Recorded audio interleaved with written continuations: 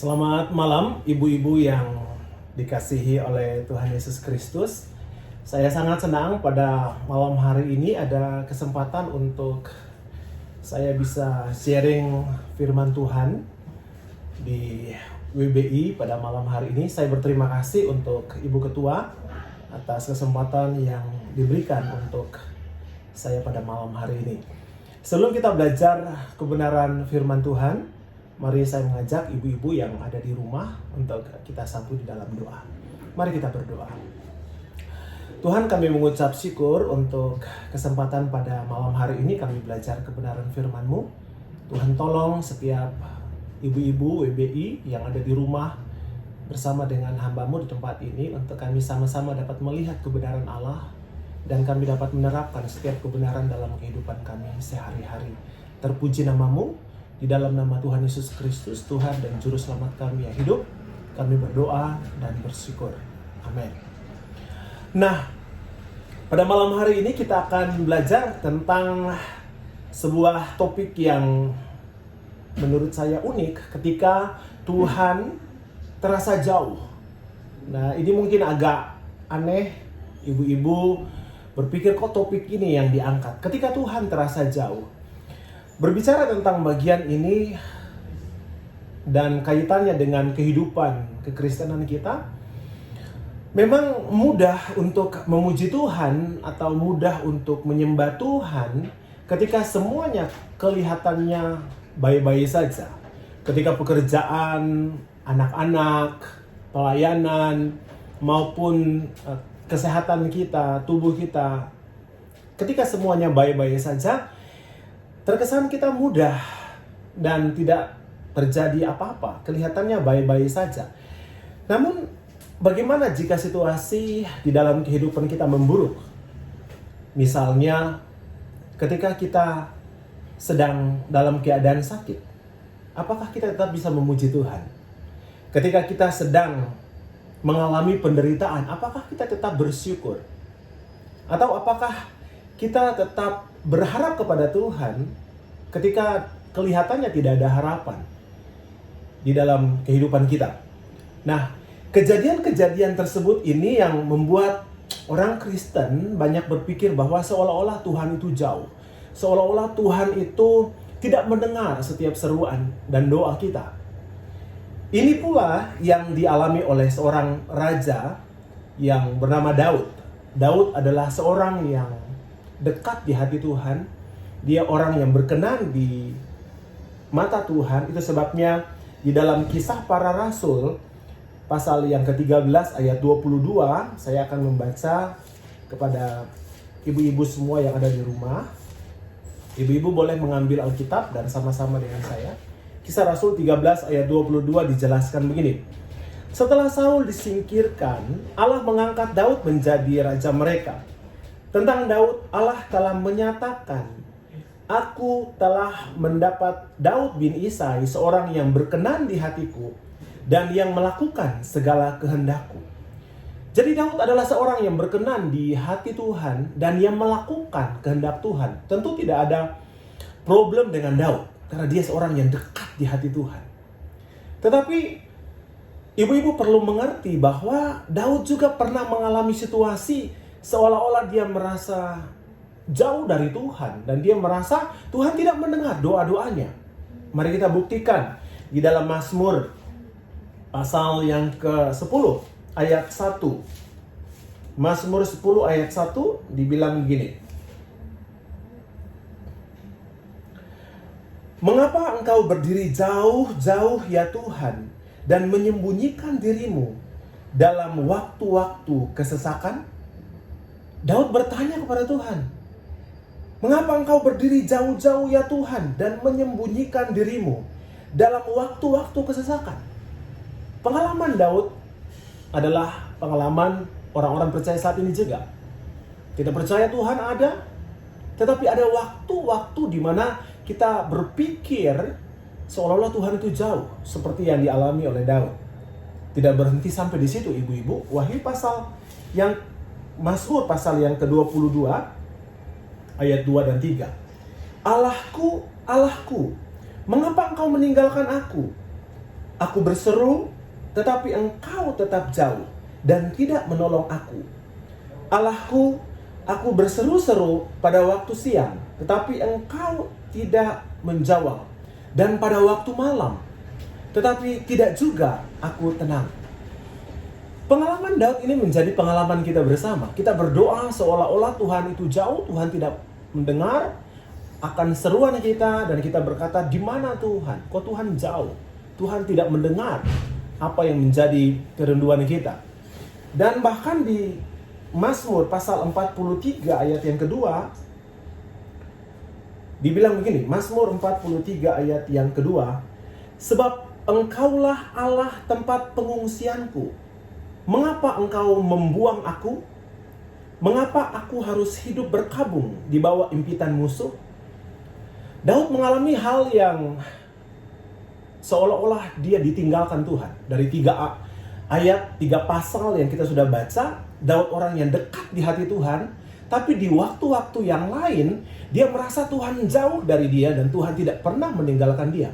Nah, akhirnya muncul pertanyaan, apakah memang Tuhan meninggalkan Daud?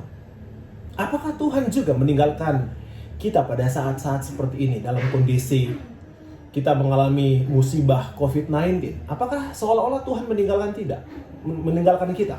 Tentu tidak. Saya berani jamin firman Tuhan bahwa Allah tidak pernah sekali-kali meninggalkan, dan Allah sekali-kali juga tidak melupakan kita. Nah,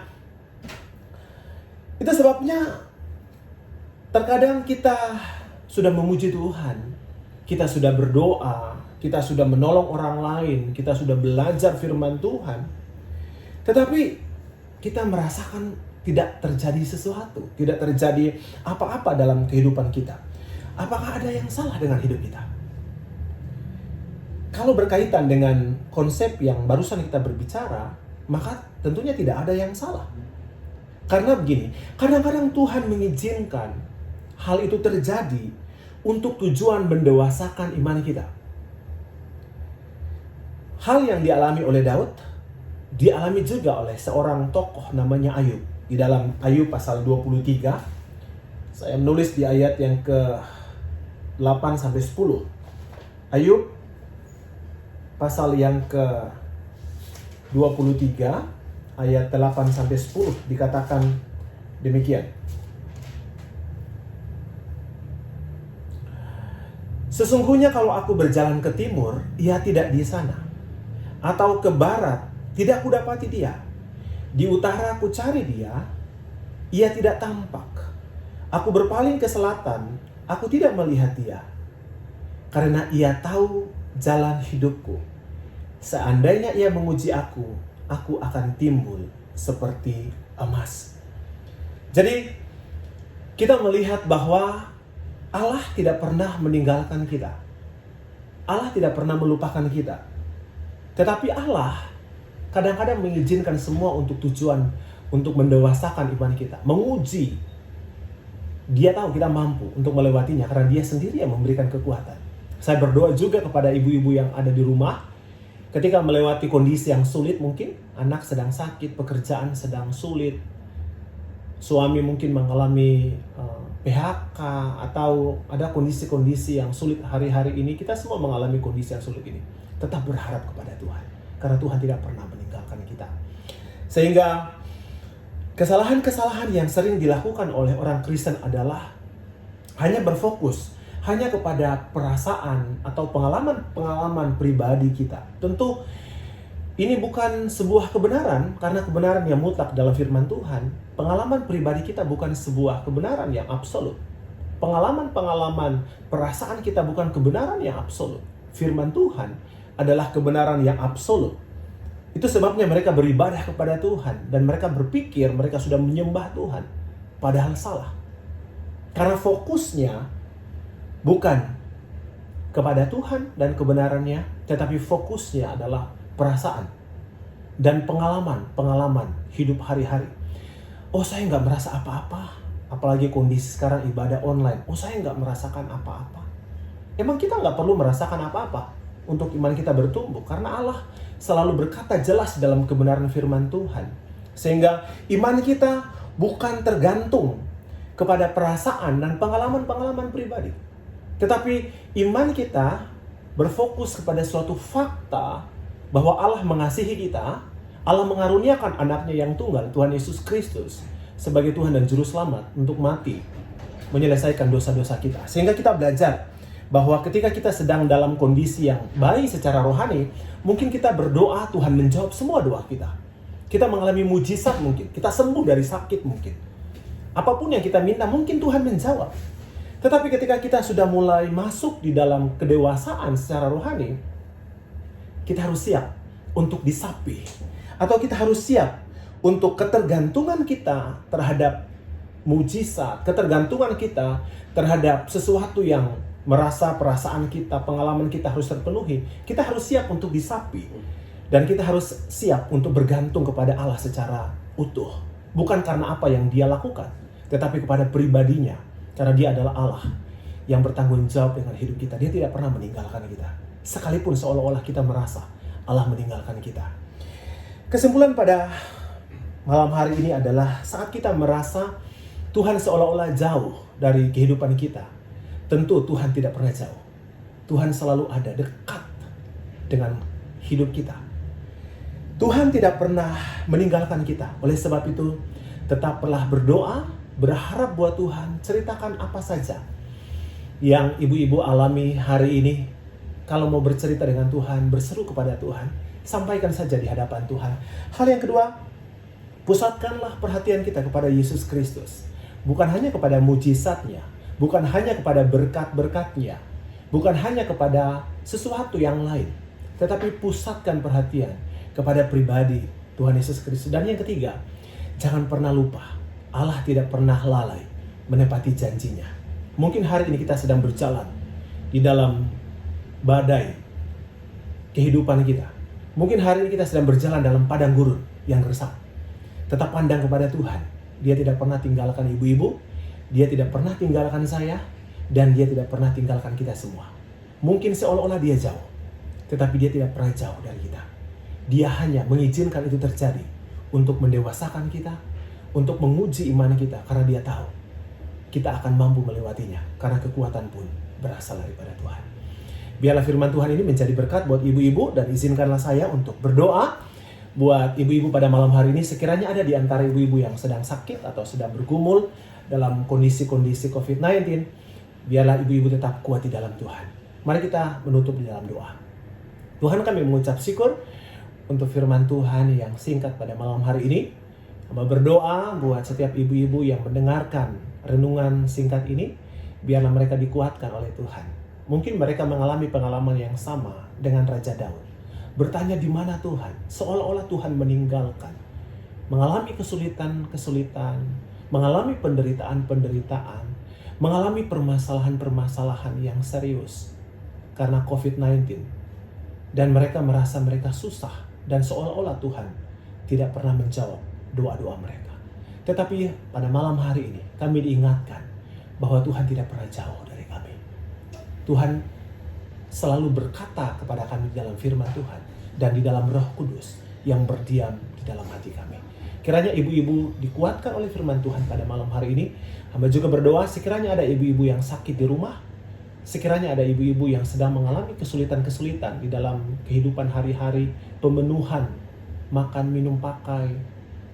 Kiranya Tuhan terus menolong. Ada yang kesulitan dalam pekerjaan, kiranya mereka juga tetap berharap kepada Tuhan. Dan ketika mereka menghadapi kondisi seperti ini, biarlah iman mereka tetap kuat di dalam Tuhan yang tidak pernah meninggalkan mereka. Terima kasih banyak ya Tuhan untuk firman-Mu. Kiranya kami semua dikuatkan hari ini, besok, dan sampai seterusnya. Terpuji nama-Mu ya Bapa. Di dalam nama Tuhan Yesus Kristus, Tuhan dan Juru Selamat kami yang hidup, kami berdoa dan mengucap syukur. Amin. Tuhan Yesus memberkati ibu-ibu yang ada di rumah. Sampai kita ketemu lagi di dalam renungan WBI pada minggu depan.